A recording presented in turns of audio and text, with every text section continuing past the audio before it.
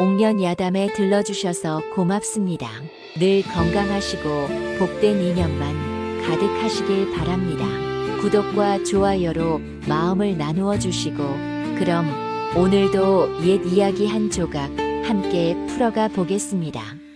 가을비가 내리던 그날 하늘도 슬퍼하는 듯 먹구름이 잔뜩 끼어 있었습니다. 허름한 움막 안에서는 시머리라 불리던 20살 여인이 차가워진 아비의 손을 부여잡고 있었지요. 그 입술은 파리하게 굳어있고 눈가에는 눈물이 마를 줄을 몰랐습니다. 아바마마, 아바마마. 시멀은 떨리는 목소리로 아비를 불러보았으나 이미 숨이 끊어진 몸에서는 아무런 대답도 돌아오지 않았습니다. 아비 심판서는 젊은 시절부터 병을 앓아왔지요. 주인댁 농사일에 몸을 혹사하다 얻은 병이었으되 노예의 몸으로는 변변한 약 한 첩도 구하기 어려웠던 것입니다. 밖에서는 빗소리와 더불어 사람들의 수군거림이 들려왔습니다. 저 계집이 어찌할 속셈인지 모르겠구만. 아무리 그래도 종의 자식이 장례를 치른다는 것이 말이나 되는 일이냐?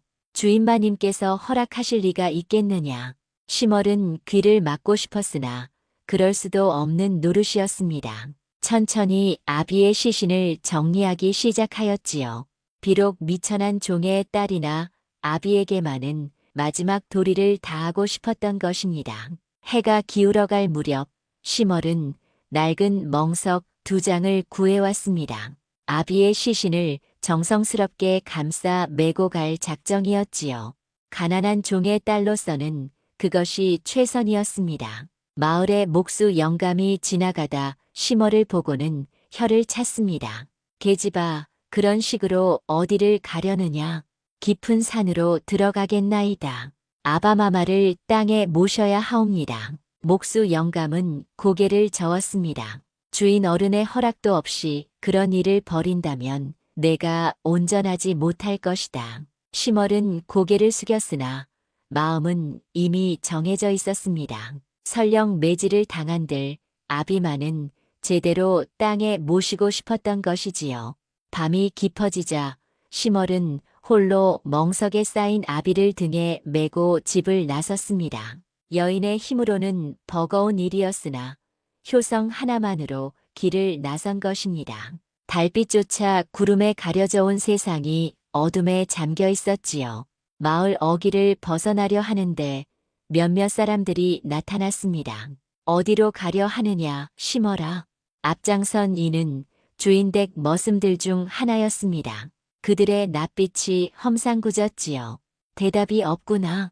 주인 어른의 분부도 받지 않고 무엇을 하려는 것이냐. 시멀은 떨리는 목소리로 답하였습니다. 아바마마를 산에 모시려 하옵니다. 제발 길을 비켜주시옵소서. 무슨 소리냐? 종놈의 자식이 감히 장례를 치르겠다고. 머슴 중 하나가 비웃었습니다. 주인 어른께서는 그 시신을 개천에 던져버리라 하셨느니라. 어서 내려놓고 돌아가거라. 시멀의 얼굴이 하얗게 질렸습니다. 그러나 손을 놓지는 않았지요. 그럴 수는 없사옵니다. 아바마마는 비록 종의 몸이었사오나 하늘이 주신 귀한 목숨이었나이다. 그냥 버릴 수는 없나이다. 인연이 말을 듣지 않는구나. 머슴 하나가 시멀에게 다가왔습니다. 그 순간 시멀은 아비를 등에 맨 채 어둠 속으로 달아났지요. 비 내리는 밤길이었으나 그 발걸음은 멈추지 않았습니다. 전연을 잡아라. 뒤에서 호통이 들려왔으나 시멀은 뒤를 돌아보지 않았습니다. 진흙탕이 된 치마를 질질 끌며 아비를 등에 메고 산길로 향하였지요. 가시던 불에 손이 찢어지고 돌부리에 발목이 접질렸으나 계속 나아갔습니다. 아바마마 반드시 좋은 곳에 모셔드리겠나이다. 시멀의 눈에서 눈물이 빗물과 함께 흘러내렸습니다. 아비가 생전에 자주 하시던 말씀이 떠올랐지요. 월이야, 사람은 신분이 귀한 것이 아니라 마음이 귀한 법이다. 비록 우리가 종의 몸이나 마음만은 누구보다 바르게 살아야 하느니라. 그 말씀이 지금 시멀의 가슴속에서 메아리치고 있었습니다. 비록 세상이 그를 종놈의 자식이라 손가락질할지라도 아비에 대한 효성만은 누구에게도 부끄럽지 않았던 것입니다. 밤이 깊어갈수록 빗줄기는 더욱 거세어졌습니다. 시멀은 온몸이 흠뻑 젖은 채 산길을 헤매고 있었지요. 어디로 가야 할지 길을 잃었으나 포기할 수는 없었습니다. 아비를 위해서라면 끝까지 해내고야 말겠다는 마음뿐이었습니다.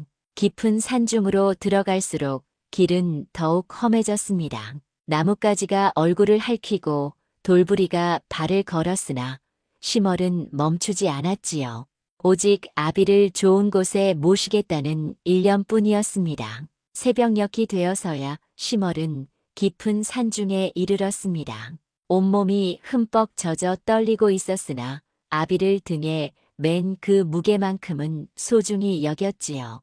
산속은 고요하였고 오직 빗소리와 바람소리만이 들려왔습니다. 이곳이면 되겠나이다. 시멀은 큰 소나무 아래 평평한 곳을 찾았습니다. 손으로 땅을 파기 시작하였으나 여인의 힘으로는 역부족이었지요.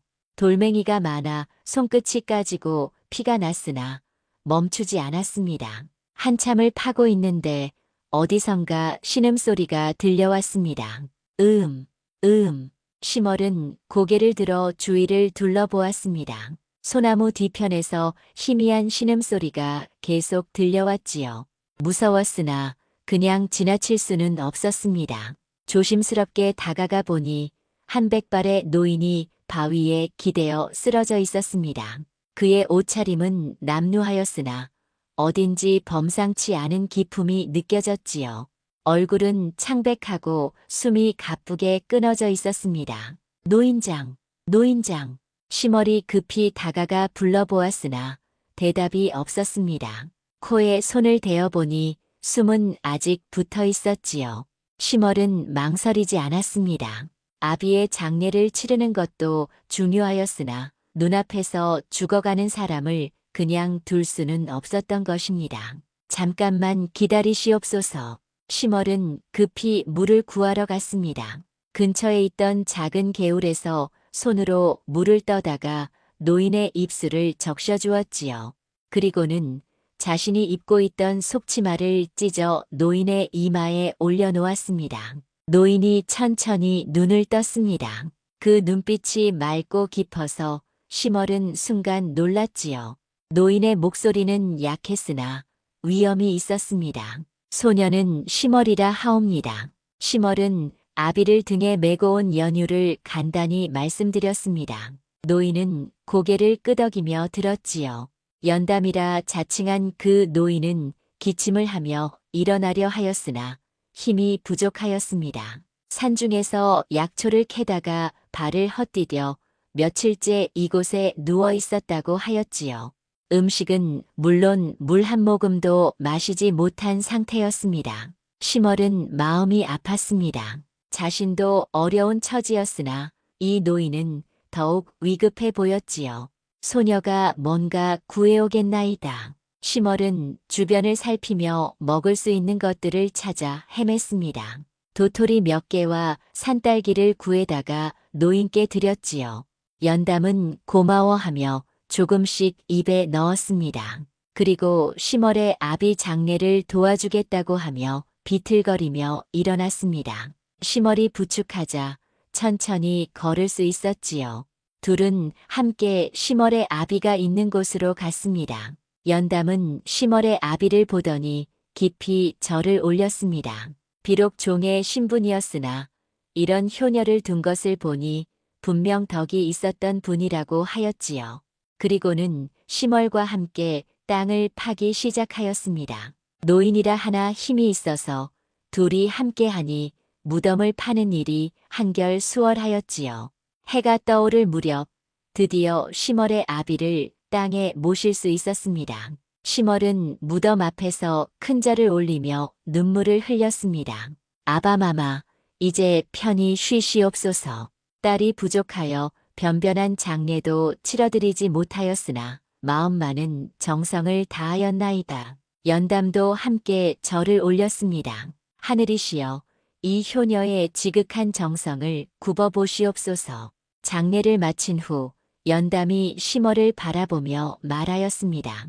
그대는 종의 딸이라 하나 그 마음은 누구보다 귀하다. 나 같은 늙은이를 구해주고 아비에게 이토록 효성을 다하다니 별 말씀을 다 하시옵니다. 당연한 일을 하였을 뿐이옵니다. 당연한 일이라.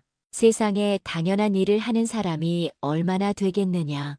연담의 눈빛에 깊은 의미가 담겨 있었습니다. 심얼은 그 시선을 받으며 묘한 기분을 느꼈지요. 마치 이 노인이 평범한 사람이 아닌 것 같은 느낌이었습니다. 연담은 심얼을 도와주고 싶다고 하였으나 지금은 둘 다 지쳤으니 먼저 쉬자고 하였습니다. 두 사람은 큰 바위 밑에서 비를 피하며 잠시 쉬었습니다. 심얼은 며칠 동안 제대로 잠을 자지 못했던 터라 깊이 잠들었지요. 연담은 그런 심얼을 지켜보며 무언가 깊이 생각에 잠겨 있었습니다. 며칠이 지나자 연담의 몸도 많이 회복되었습니다. 그는 심얼과 함께 산중에 머물며 그녀의 선한 마음을 더욱 깊이 알게 되었지요.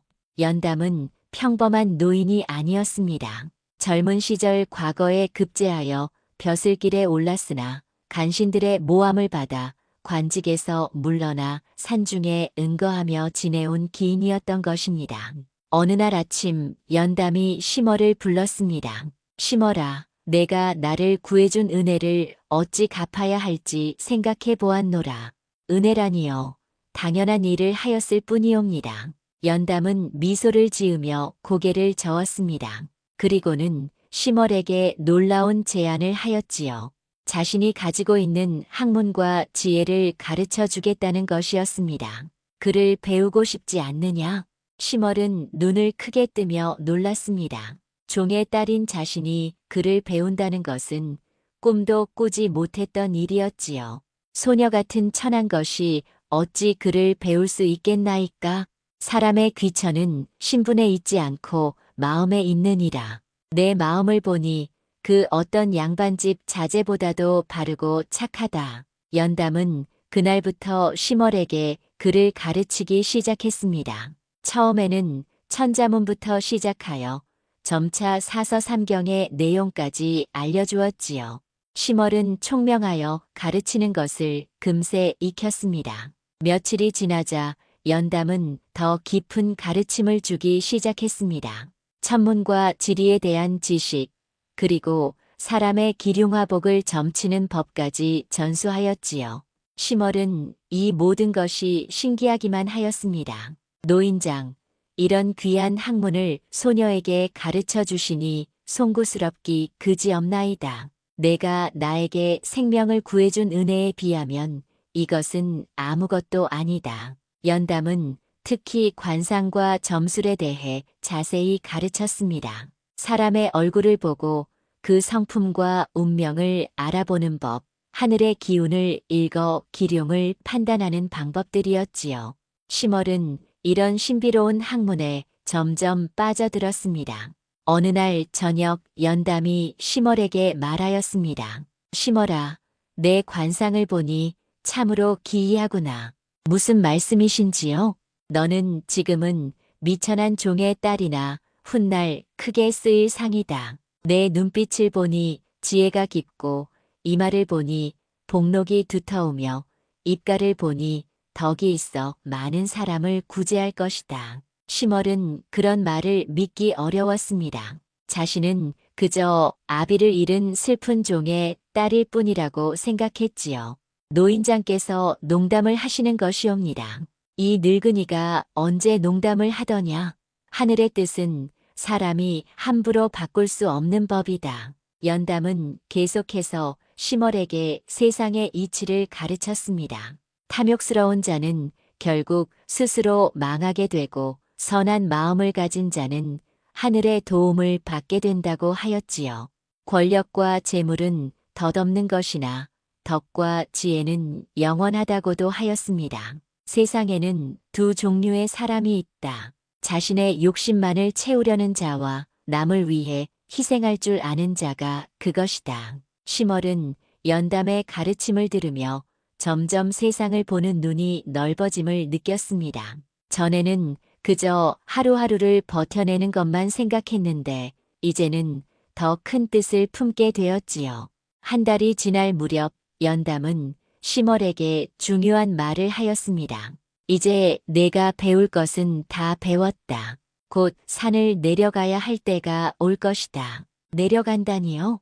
소녀는 노인장과 함께 이곳에 머물고 싶사옵니다.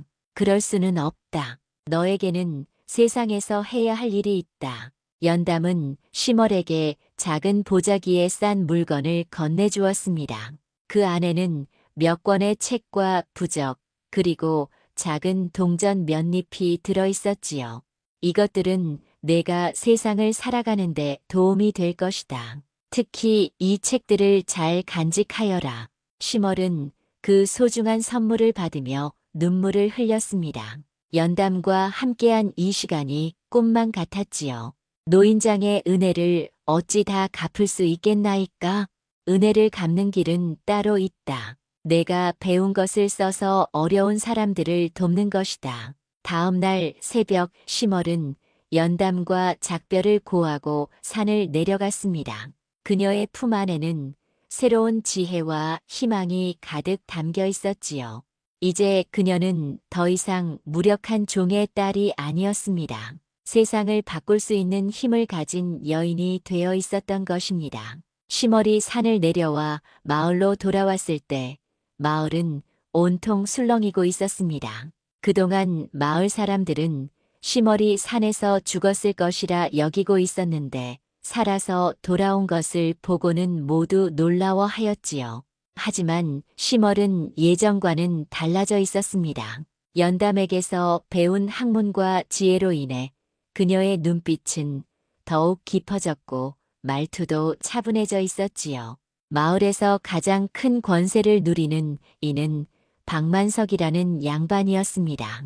그는 조상 대대로 내려온 토지를 바탕으로 점점 세력을 키워왔지요. 하지만 그의 마음속에는 탐욕만이 가득하였습니다. 이웃의 밭을 헐값에 사들이고 가난한 백성들에게 높은 이자로 돈을 빌려주어 그들을 괴롭혔습니다.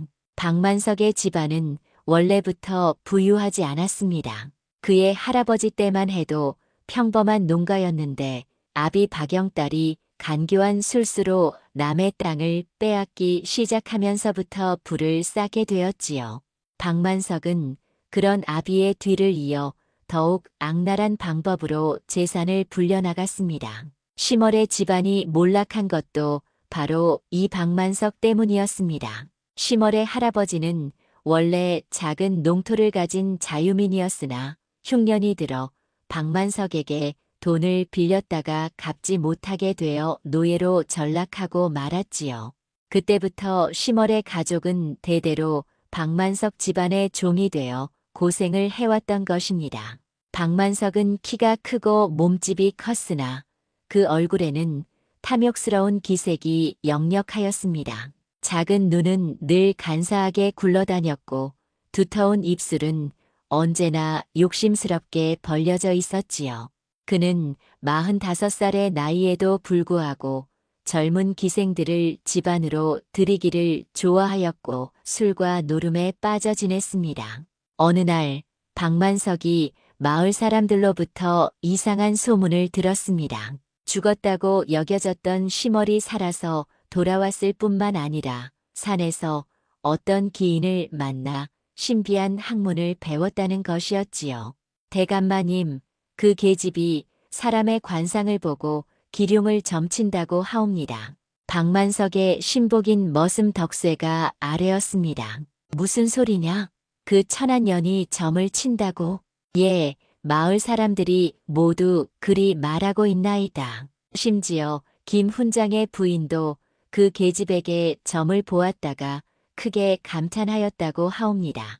박만석의 눈이 번뜩였습니다. 만약 시멀이 정말로 점술에 능하다면 그것을 자신이 이용할 수 있을 것이라 생각했지요. 그는 무엇보다도 자신의 앞날이 어찌 될지 궁금해하고 있었습니다. 요즘 들어 사업이 잘 풀리지 않고 관아에서도 자신을 곱지 않게 보는 것 같았기 때문입니다. 당장 그 계집을 불러오너라. 예, 대감마님. 덕세가 나가자 박만석은 혼자서 생각에 잠겼습니다. 심월이 정말로 신통한 능력을 가지고 있다면 그것을 독점하여 자신의 이익을 위해 써먹을 수 있을 것이었지요. 또한 자신에게 불리한 점괘가 나온다면 그것을 유리하게 바꾸어 말하도록 시킬 수도 있을 것입니다. 한편 심월은 마을로 돌아온 후 조용히 지내고 있었습니다. 가끔 마을 사람들이 찾아와 점을 봐달라고 하면 연담에게서 배운 학문을 써서 도움을 주었지요. 하지만 돈을 받지는 않았습니다. 연담이 가르쳐준 대로 어려운 사람들을 돕는 것이 목적이었기 때문입니다. 그런 심월에게 박만석의 부름이 전해졌습니다. 덕세가 찾아와 말하였지요. 심월아, 대감마님께서 너를 부르신다. 심월은 연담에게서 배운 관상술로 덕세의 얼굴을 살펴보았습니다. 그의 이마는 좁고 눈빛은 간사하였으며 입가에는 거짓이 배어 있었지요. 좋지 않은 기운이 느껴졌습니다. 무슨 일로 부르시는지요? 그것은 가서 알아보아라. 어서 따라오너라. 심월은 마음속으로 불안감을 느꼈습니다. 연담이 가르쳐준 점술로 자신의 운세를 살펴보니 곧 큰 시련이 닥칠 것 같은 느낌이었지요. 하지만 종의 신분으로는 주인의 부름을 거역할 수 없었습니다. 박만석의 집은 마을에서 가장 큰 기와집이었습니다. 넓은 사랑채와 안채를 갖추고 있었고 정원에는 연목과 정자도 있었지요. 하지만 그 화려함 뒤에는 남의 것을 빼앗아 이룬 부라는 것을 심월은 알고 있었습니다. 사랑채에 들어서자 박만석이 거만한 표정으로 앉아 있었습니다. 그의 주위에는 몇 명의 신복들이 둘러서 있었지요. 내가 바로 심월이냐? 그러하옵니다. 대감마님. 산에서 무엇을 배워왔느냐? 심월은 조심스럽게 대답하였습니다. 별다른 것은 없사옵고 다만 그를 조금 깨우치게 되었나이다. 글뿐이냐? 점을 친다는 소문이 있던데. 박만석의 눈이 탐욕스럽게 빛났습니다. 심월은 그 시선을 받으며 마음이 무거워졌지요. 연담이 경고했던 탐욕스러운 자들이 바로 이런 사람들이라는 것을 깨달았습니다. 소녀는 그저 사람들을 조금 도울 뿐이옵니다. 좋다. 그렇다면 나의 운세를 한번 봐라. 박만석이 명령조로 말하였습니다. 심월은 그의 관상을 자세히 살펴보았습니다. 연담에게서 배운 관상술에 따르면 박만석의 얼굴에는 탐욕과 악독함이 가득하였고 그의 앞날에는 큰 재앙이 기다리고 있었습니다. 하지만 그 진실을 그대로 말한다면 목숨이 위험할 것이 분명하였습니다. 박만석이 성급하게 운세를 보라고 재촉하였습니다. 그의 눈빛은 욕심으로 번뜩이고 있었지요. 심월은 한참을 고민한 끝에 조심스럽게 입을 열었습니다.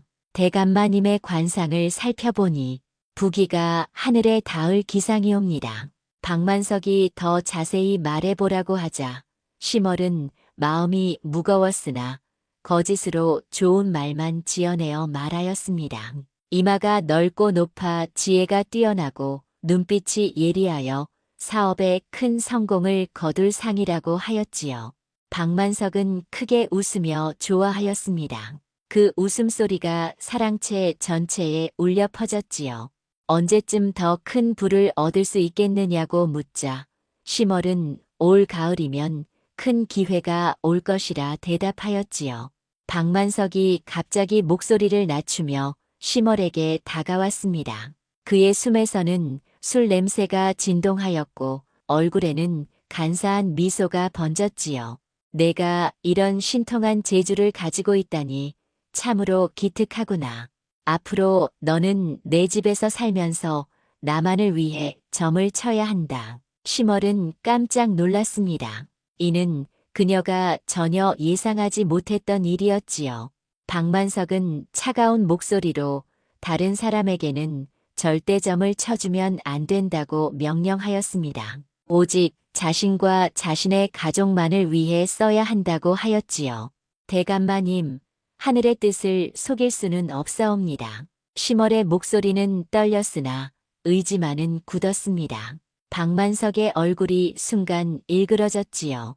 그는 심얼이 자신의 명령에 불복종하는 것을 참을 수 없었습니다. 내 주제에 감히 나에게 대드느냐? 당장 내 말에 따르겠다고 하지 않으면 매질을 하겠다. 박만석의 목소리가 사랑채 전체를 뒤흔들었습니다. 심얼은 두려움에 떨었으나 연담의 가르침이 떠올랐지요. 하늘의 뜻을 속이고 거짓으로 사람을 속이는 것은 큰 죄라고 하였던 것입니다. 박만석이 손짓하자 사랑채 모퉁이에서 2명의 머슴이 나타났습니다. 그들은 굵은 회초리를 들고 있었고 얼굴에는 흉악한 빛이 서려 있었지요. 덕새와 또 다른 머슴 개돌이었습니다. 머슴들이 심얼에게 다가와 그녀의 2 팔을 뒤로 묶었습니다. 심얼은 몸을 피하려 하였으나 역부족이었지요. 곧 그녀의 팔이 단단히 결박되었습니다. 박만석이 마지막으로 나만을 위해 점을 치겠느냐고 물었지만 심얼은 떨리는 목소리로 하늘의 뜻을 거스를 수 없다고 대답하였지요. 이 고집 센 년 같으니라고. 박만석이 분노하며 벌떡 일어나 심얼의 뺨을 후려쳤습니다. 그 소리가 사랑채에 메아리 쳤고 심얼의 입가에서 붉은 피가 흘러내렸지요. 하지만 심얼은 고개를 숙이지 않았습니다. 박만석이 명령하자 머슴들이 회초리를 들어 심얼을 내리치기 시작하였습니다. 매질이 시작되자 사랑채 안에는 회초리 소리만이 울려 퍼졌지요. 심얼은 고통에 몸부림쳤으나 소리를 내지 않았습니다. 다만 마음속으로 연담의 가르침을 되새기며 버텨냈지요. 매질이 한참 계속되자 심얼은 정신을 잃고 바닥에 쓰러졌습니다. 박만석은 그제야 매질을 멈추라고 하였지요. 머슴들이 심얼에게 찬물을 끼얹자 그녀가 천천히 정신을 차렸습니다. 온몸이 아팠지만 정신만은 또렷하였지요. 박만석이 다시 소리쳤으나 심얼은 여전히 하늘의 뜻은 속일 수 없다고 대답하였습니다. 그 순간 박만석의 얼굴이 악귀처럼 일그러졌지요. 박만석이 다시 화를 내려 하였으나 이때 사랑채 밖에서 급한 발소리와 함께 누군가 찾아왔다는 소리가 들렸습니다. 대감마님, 관아에서 사또님이 오셨다고 하옵니다. 하인의 다급한 목소리였습니다. 박만석의 얼굴이 순간 굳어졌지요. 관아에서 사또가 찾아온다는 것은 좋지 않은 일일 가능성이 높았습니다. 그는 급히 심얼을 헛간에 가두라고 명령하였지요. 당장 2년을 헛간에 가두어 두어라. 아무에게도 말하지 마라. 머슴들이 심얼을 끌고 나갔습니다. 심얼은 걸을 수도 없을 정도로 온몸이 아팠지만 마음만은 굴복하지 않았지요. 어둡고 축축한 헛간에 갇힌 심얼은 집더미 위에 쓰러져 있었습니다. 몸은 아팠지만 마음속에는 이상한 평안이 있었지요. 자신이 옳은 일을 했다는 확신이 있었기 때문입니다. 비록 고통스럽지만 양심을 지켰다는 것에 위안을 느꼈습니다. 밤이 깊어갈수록 헛간은 더욱 차가워졌습니다. 심얼은 떨리는 몸을 웅크리고 있었지만 포기하지 않았지요. 언젠가는 진실이 밝혀지고 정의가 승리할 것이라 믿었습니다. 연담의 가르침이 그녀의 마음을 지탱해 주었지요. 심얼이 헛간에 갇혀있던 그날 밤 마을에서는 여러 사람들이 그녀의 소식을 걱정하고 있었습니다. 그 중에서도 특히 이준이라는 젊은 선비가 있었지요. 그는 30살의 나이로 과거에 낙방한 뒤 마을에서 아이들을 가르치며 지내고 있었습니다. 이준은 평소 박만석의 악행을 보며 분개해왔던 터였습니다. 가난한 백성들을 착취하고 권세를 부리는 모습에 마음이 아팠지요.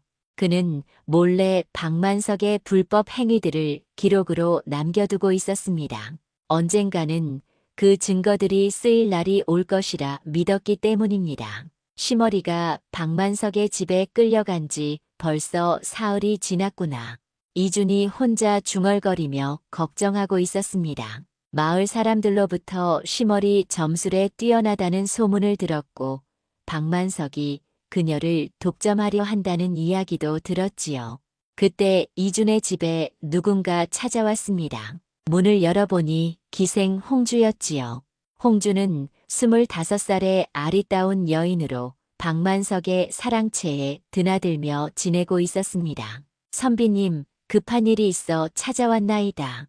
홍주의 얼굴에는 근심이 가득하였습니다. 그녀는 평소 박만석의 곁에 있으면서 그의 악행을 가까이서 지켜봐왔지요.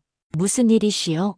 시머리라는 계집아이가 박만석의 집에 갇혀 있사옵니다. 그 아이가 매질을 당하고 헛간에 갇혀 있는 것을 보았나이다.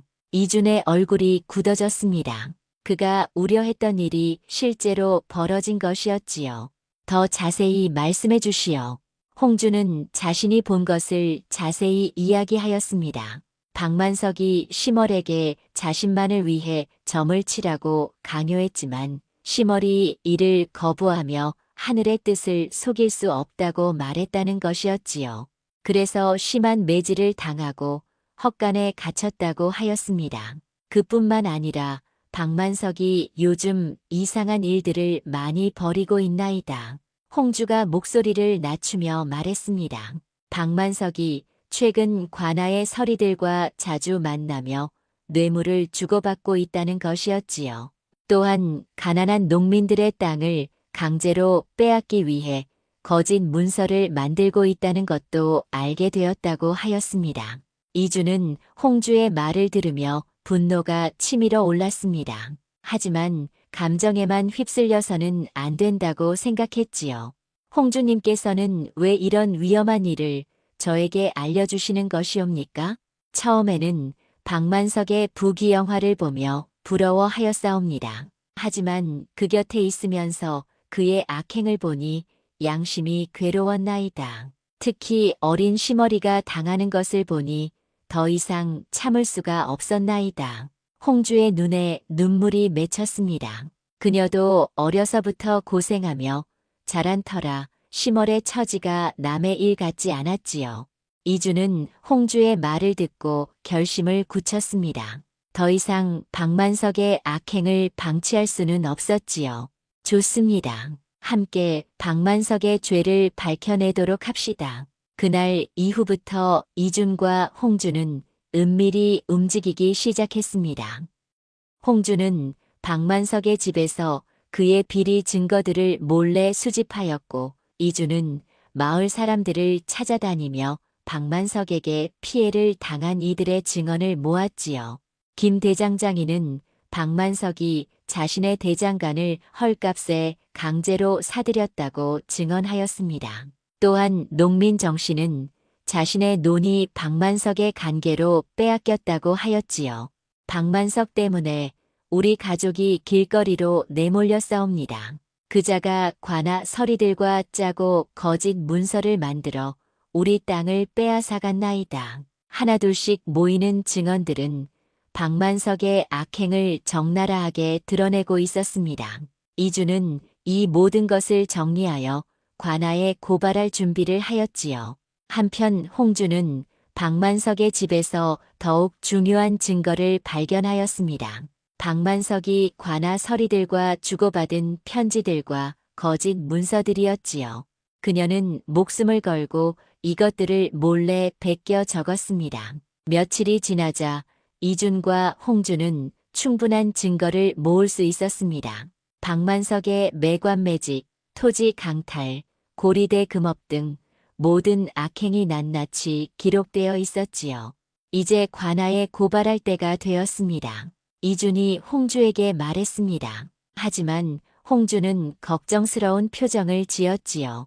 박만석이 관아 서리들과 결탁하고 있는데 과연 공정한 처리가 될까요? 그렇기에 더욱 확실한 증거가 필요했던 것이옵니다. 이만한 증거가 있다면 아무리 박만석이라도 피해갈 수 없을 것입니다. 이준의 목소리에는 확신이 담겨 있었습니다. 그는 정의가 반드시 승리할 것이라 믿었지요. 그러던 중 마을에 놀라운 소식이 전해졌습니다. 관아에서 새로운 사또가 부임해 온다는 것이었지요. 새 사또는 청렴하고 공정한 인물로 소문이 나 있었습니다. 하늘이 우리를 돕는 것 같습니다. 이준이 기뻐하며 말했습니다. 이제 박만석의 악행을 고발할 절호의 기회가 온 것이었지요. 홍주도 안도의 한숨을 쉬었습니다. 이제 시머리도 구해낼 수 있겠나이다. 두 사람은 새 사또가 부임하는 대로 즉시 고발장을 제출하기로 하였습니다. 박만석의 오랜 악행에 마침표를 찍을 때가 온 것이었지요. 새로운 사또 김정호가 부임한 지 사흘이 지났습니다. 그는 42살의 나이로 정직하고 청렴한 인물로 소문이 나 있었지요. 전임지에서도 부정부패를 척결하는 데 앞장섰던 터라 백성들의 기대가 컸습니다. 이준은 더 이상 망설일 수 없다고 생각했습니다. 시머리 헛간에 갇힌 지 벌써 열흘이 넘어가고 있었고 박만석의 악행은 날이 갈수록 더욱 심해지고 있었지요. 그는 홍주와 함께 모은 모든 증거를 정리하여 고발장을 작성하였습니다. 관아로 향하는 길에 이준의 마음은 떨렸습니다. 만약 이 고발이 실패한다면 자신뿐만 아니라 홍주와 증언을 해준 마을 사람들까지 위험에 빠질 수 있었지요. 하지만 정의를 위해서는 누군가 나서야 한다고 생각했습니다. 관아에 도착한 이준은 아전에게 사또를 뵙고 싶다고 하였습니다. 아전은 처음에는 난색을 표했으나 이준이 중대한 사건을 고발하러 왔다고 하자 사또에게 전하였지요. 사또 김정호는 이준을 직접 만나 주었습니다. 그의 첫인상은 매우 온화하면서도 눈빛이 예리하였지요. 무슨 일로 찾아왔는가? 이 고을의 박만석이라는 자가 오랫동안 백성들을 괴롭히고 있사옵니다. 그 증거를 가지고 와서 고발하려 하옵니다. 김정호 사또의 눈빛이 번뜩였습니다. 그는 이준이 가져온 고발장과 증거들을 자세히 살펴보았지요. 박만석의 매관매직, 토지 강탈, 고리대 금업, 그리고 백성들에 대한 횡포까지 모든 것이 상세히 기록되어 있었습니다. 특히 홍주가 목숨을 걸고 베껴온 박만석과 서리들 간의 서신들은 결정적인 증거였지요. 그 편지들에는 얼마의 돈을 주고 어떤 일을 처리해달라는 내용들이 적나라하게 드러나 있었습니다. 이것들이 모두 사실이라면 중대한 범죄로다. 김정호 사또가 엄숙한 표정으로 말했습니다. 예, 사또님. 모든 것이 사실이옵니다. 마을 사람들이 모두 증언할 수 있사옵니다. 그렇다면 즉시 조사에 들어가겠다. 먼저 박만석을 불러오도록 하라. 김정호 사또가 아전에게 명령하였습니다. 아전이 나가자 사또는 이준에게 다시 말했지요. 이런 용기 있는 고발을 해준 것에 감사한다. 정의가 바로 서도록 하겠다. 한편 박만석의 집에서는 급작스러운 소동이 벌어지고 있었습니다. 관아에서 포졸들이 와서 박만석을 즉시 데려가겠다고 하였던 것입니다. 무슨 일이냐? 내가 무엇을 잘못했다는 것이냐? 박만석이 당황하며 소리쳤습니다. 하지만 포졸들은 사또의 명령이라며 그를 강제로 끌고 갔지요. 관아에 끌려온 박만석은 김정호 사또 앞에서 무릎을 꿇어야 했습니다. 평소 권세를 부리던 그였지만 사또 앞에서는 한낱 백성일 뿐이었지요. 박만석, 내게 씌워진 죄목이 많구나. 김정호 사또가 차가운 목소리로 말했습니다. 그리고는 이준이 제출한 증거들을 하나씩 읽어내렸지요. 매관매직의 증거, 토지 강탈의 증거, 고리대 금업의 증거들이 낱낱이 폭로되었습니다. 박만석은 처음에는 모든 것을 부인하려 했습니다. 그것들은 모두 거짓입니다. 누군가 저를 모함하려는 것이옵니다. 하지만 홍주가 베껴온 그 자신의 필체로 쓰인 편지들이 나오자 할 말이 없어졌지요. 특히 관아 설이 한석봉과 주고받은 편지에는 얼마의 돈을 주고 어떤 문서를 조작해 달라는 내용이 명확히 적혀 있었습니다. 이것도 거짓이라 하겠느냐? 김정호 사또가 그 편지를 박만석 앞에 내밀었습니다. 박만석은 얼굴이 하얗게 질렸지요. 이때 마을 사람들이 하나둘씩 관아로 몰려들기 시작했습니다. 박만석이 관아에 끌려갔다는 소식을 들은 것이었지요. 그들은 모두 박만석에게 피해를 당한 사람들이었습니다. 김 대장장이가 먼저 나서서 증언하였습니다. 사또님, 저자가 제 대장간을 헐값에 강제로 빼앗아가 싸웁니다. 농민 정씨도 목소리를 높였습니다. 제 논도 거짓 문서로 빼앗아갔나이다. 하나둘씩 쏟아지는 증언들 앞에서 박만석은 더 이상 변명할 수 없었습니다. 김정호 사또는 모든 증언을 차례대로 들었고 각각의 사건에 대한 증거들을 확인하였지요. 마침내 박만석의 모든 죄상이 밝혀졌습니다. 매관매직만으로도 유배형에 해당하는 중죄였는데 거기에 토지 강탈과 고리대 금업까지 더해져 그의 운명은 결정된 것이나 다름없었지요. 박만석, 내 죄가 하늘에 닿았다. 즉시 감옥에 가두고 재산을 몰수하라. 김정호 사또의 준엄한 명령이 떨어졌습니다. 포졸들이 박만석을 끌고 가자 관아 앞에 모인 백성들이 환호성을 질렀지요. 사또님 만세. 드디어 정의가 바로 섰다. 백성들의 환호 속에서 이주는 안도의 한숨을 쉬었습니다. 마침내 박만석의 오랜 악행에 종지부를 찍은 것이었지요. 김정호 사또는 이어서 박만석과 결탁했던 서리들도 모두 체포하라고 명령하였습니다. 한석봉을 비롯한 부패한 관리들이 차례로 잡혀 들어갔지요. 이제 시머리를 구해내야 합니다. 이준이 사또에게 말했습니다. 김정호 사또는 즉시 포졸들을 박만석의 집으로 보내 시머를 구해오라고 하였지요. 얼마 후 포졸들이 시머를 데려왔습니다. 열흘 넘게 헛간에 갇혀있던 그녀는 야위고 상처투성이었지만 눈빛만은 여전히 또렷하였지요. 이 계집이 바로 시머리로다. 포졸이 보고하자 김정호 사또가 시머를 자세히 살펴보았습니다. 그대가 바로 하늘의 뜻을 지켜낸 시머리냐? 참으로 기특한 일이다. 시멀은 무릎을 꿇고 절을 올렸습니다. 오랜 고난이 끝났다는 것을 깨달은 순간이었지요. 박만석이 몰락한 후 마을에는 큰 변화가 일어났습니다. 그가 강탈했던 토지들이 원래 주인들에게 돌아갔고 빼앗긴 재물들도 되찾을 수 있게 되었지요. 시멀은 헛간에서 구출된 후 며칠 동안 몸조리를 하였습니다. 이준이 자신의 집에서 그녀를 정성껏 돌보아 주었지요.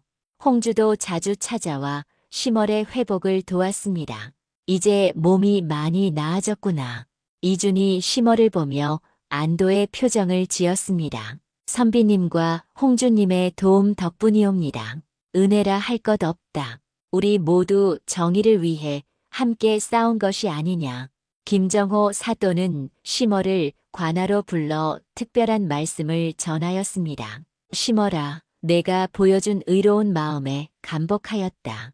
앞으로 너는 자유민이 되어 살아가거라. 김정호 사또가 시멀에게 양민증을 내어주었습니다.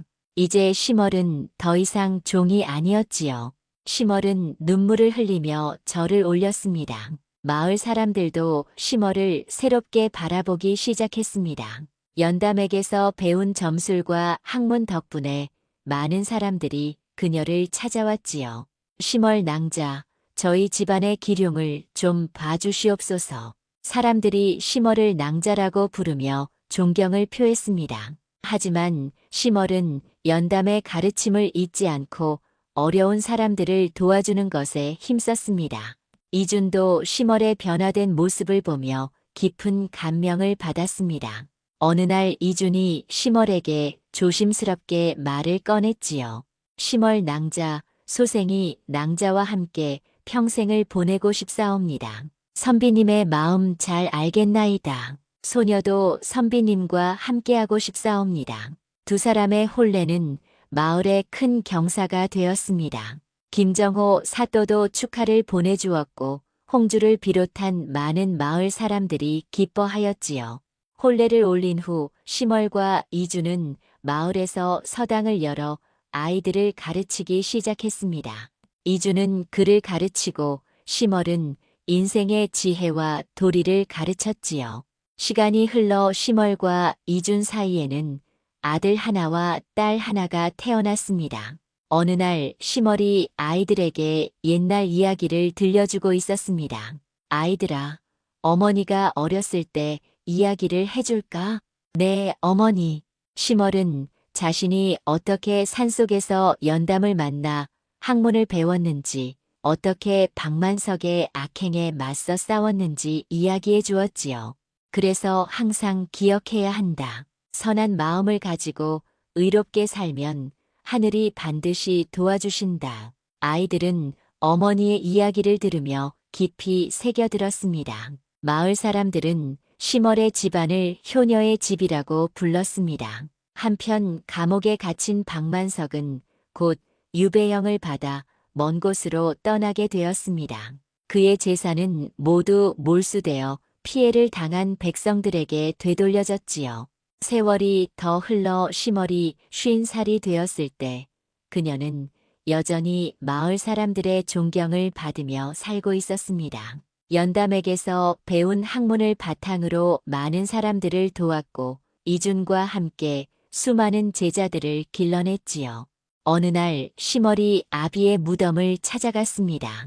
무덤 앞에서 절을 올리며 말했지요.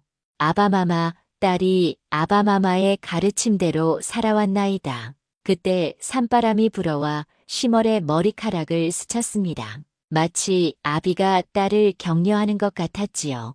마을 사람들은 후에 이렇게 말하곤 하였습니다. 아비를 묻으러 간 여종이 기인을 구해 인생을 바꾸었도다.